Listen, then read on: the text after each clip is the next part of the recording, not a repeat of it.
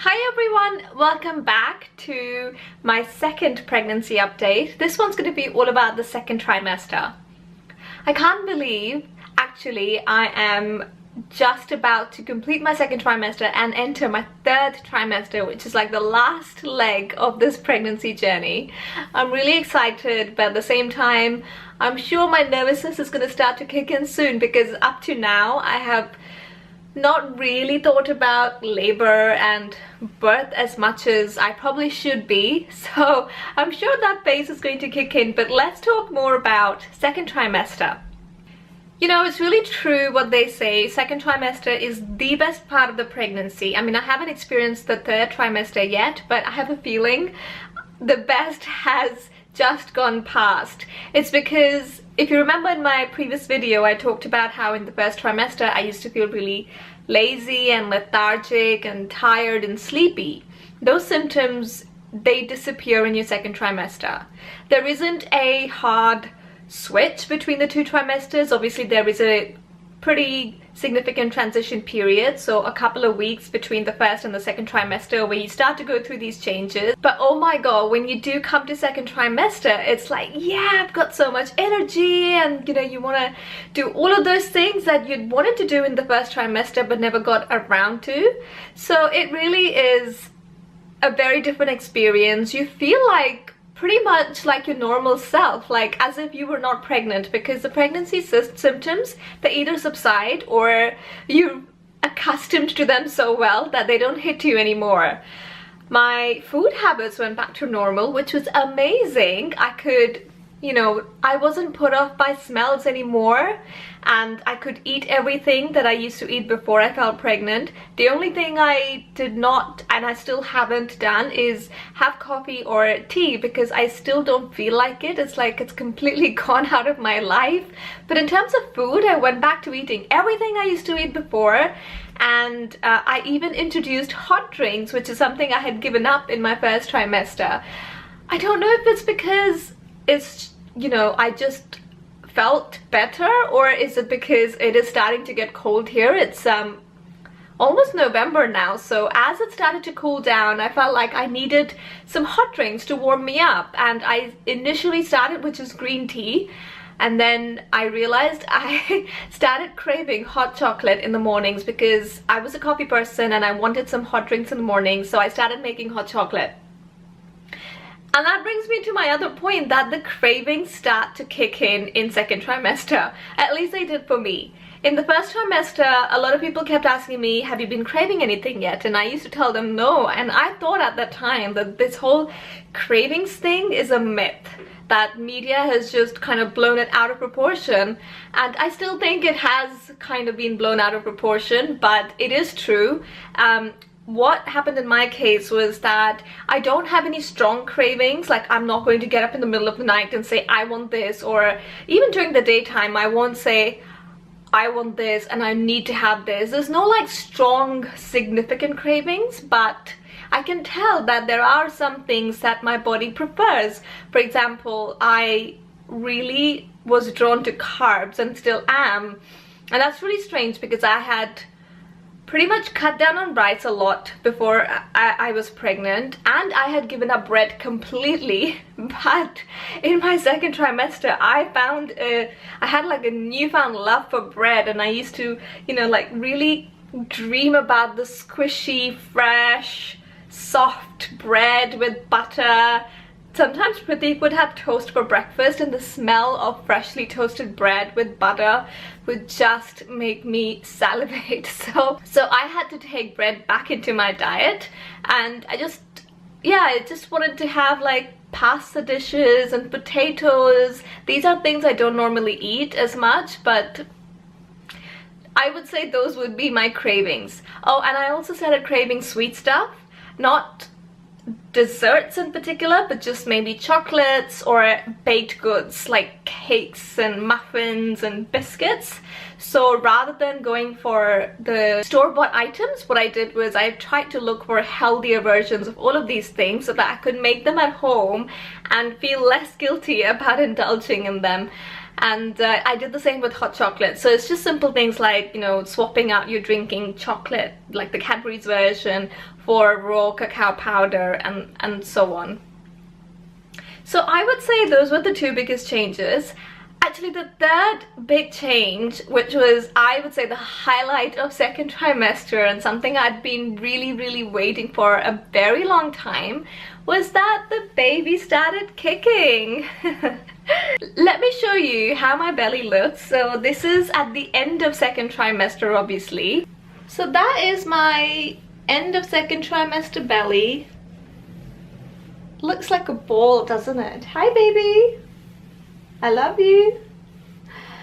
I love stroking my belly. So yeah, the belly has grown quite a bit, and I think around week 20, after week 20, yeah, it just went through a growth spurt.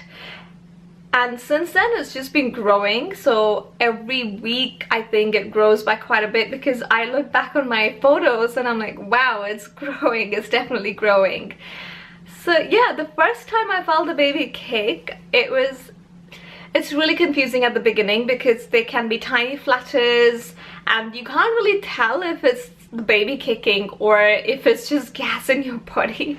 And it's really confusing because you're trying really hard, because you know that you're expecting baby to kick, or baby's obviously been kicking, but you just haven't felt it yet because the baby's so tiny. But then by week, they say around 18 to 20, the baby is big enough and the kicks are strong enough for you to feel them. So every day I'd be waiting and, you know, just go down and sit on the sofa and just wait to feel something. And then the first time I felt it, the first time I was sure that those were kicks, was literally mind numbing. I was like, wow, there is a human inside of me. It has, you know, a life of its own and movements of its own. It's just crazy. And then since then, the movements just keep getting stronger and they keep getting more frequent. So yeah, it's been amazing, and it's a great way to bond with the baby, because you just sit down somewhere and just talk to the baby and feel the movements inside of your tummy. It's really magical.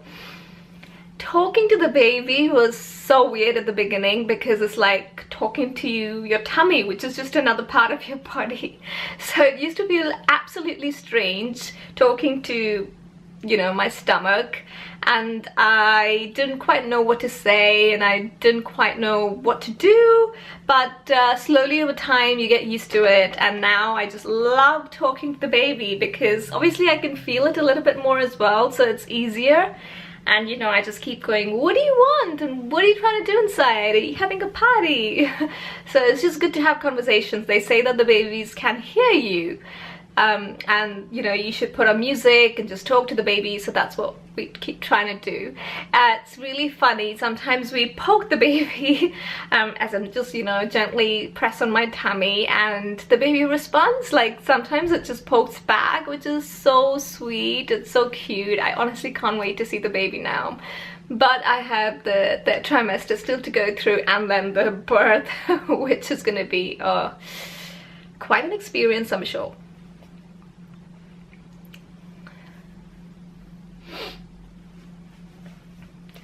In terms of other changes that your body goes through, there's actually quite a few in the second trimester. The baby is putting on weight, and so are you, because your body's preparing for birth and for breastfeeding later on. So you tend to layer on fat around your thighs, your butts, your boobs.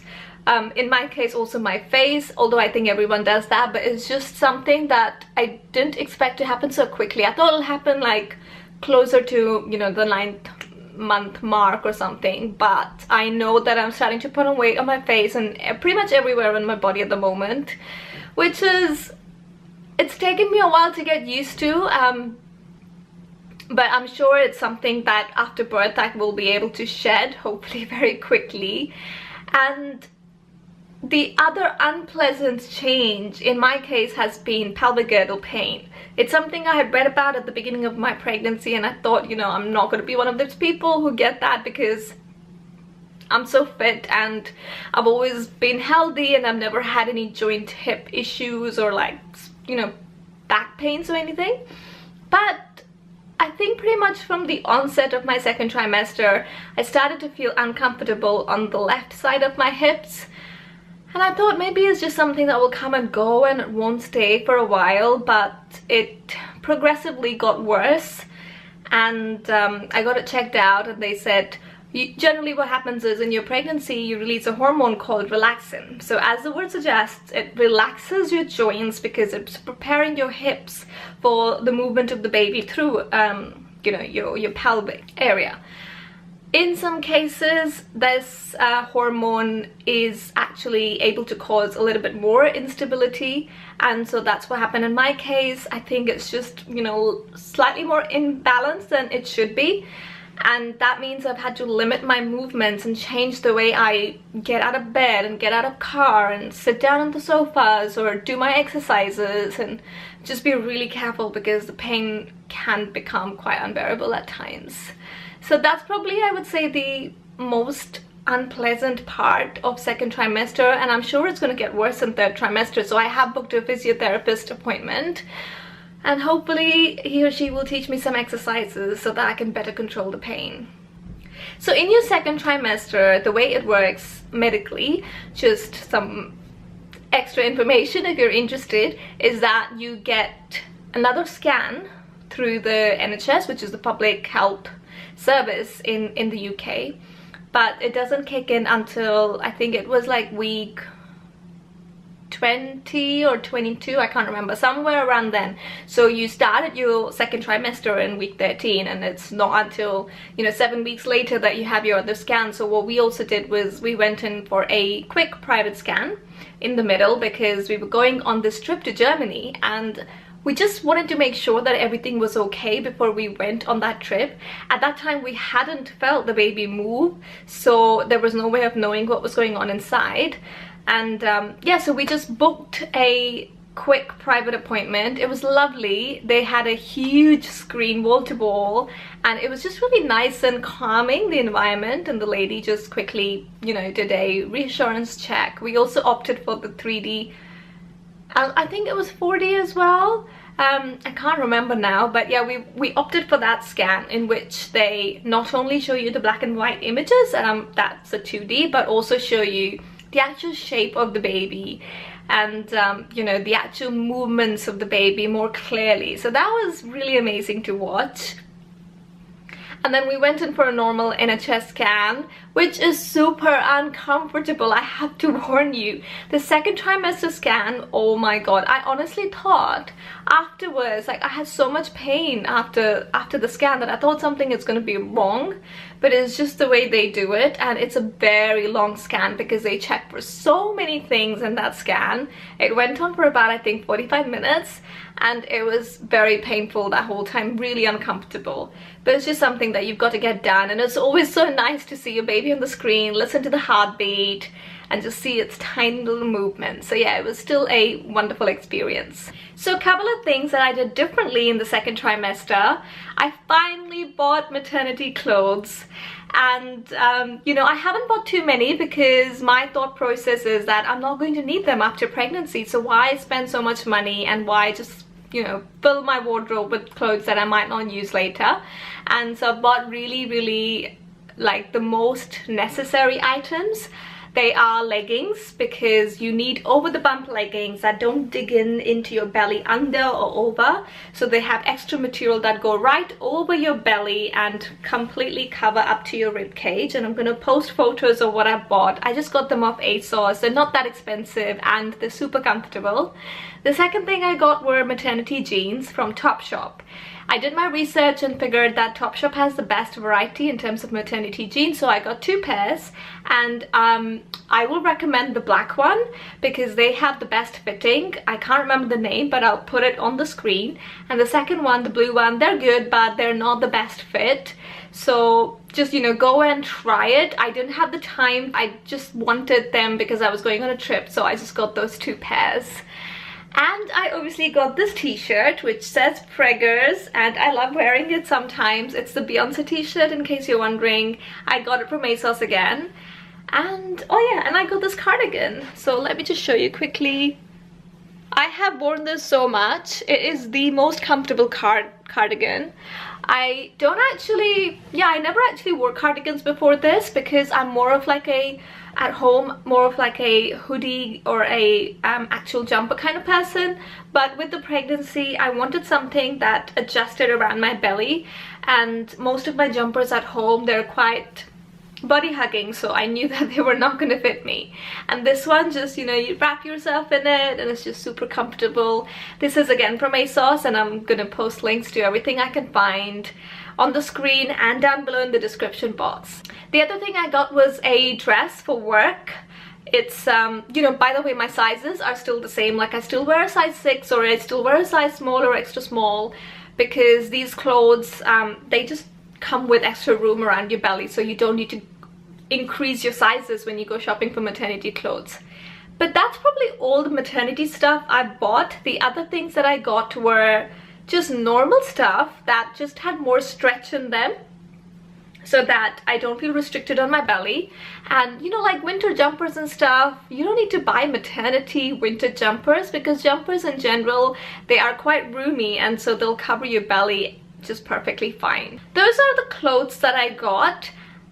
Oh, actually, one more important thing, I got some non-wired cotton comfy soft bras, just a couple at the moment, because it's not recommended that you wear wired bras in pregnancy, because as your boobs grow, you know, there's a lot of weight in there and the wire just starts to dig in. So I have pretty much stopped wearing wired bras, or I wear them a lot less frequently now. And these bras from Marks and Spencer's, they're so amazing, they're so soft, so I would recommend that you check them out as well if you are pregnant and looking for some maternity clothes. The other thing I did was I just felt the need to really moisturize and lather up my body with creams and oils a lot, because as my tummy started to stretch, not that I have stretch marks, touch wood, I really hope I don't get them, it just, you know, I just felt like I needed to moisturize it because I could feel that the skin is dry. And by the way, on stretch marks, they say that no matter how much cream you apply or oil you put on, if your mum's got it or your grandmom's got it, it's a genetic thing, so you might get it as well. But I just felt like, for other purposes, that I just wanted to moisturize my tummy area, my thighs, my boobs a lot more than I, you know, previously did, because those are the regions that have put on the most fat and are growing a lot more. So what I started doing was, this is one of my most favorite products during pregnancy. This is the Body Shop Coconut Nourishing Body Butter, and it's the, where does it say, 48-hour ultra rich moisture for very dry skin. And I have to say, it definitely lives up to its mark, because I put it after my shower in the mornings, and at night when I'm stroking my belly, I honestly still feel really moisturized. So I've already gone through an entire tub before. This is my second one now. It's already starting to have a dent in it. Highly recommend that you give it a go. I just absolutely love this body butter.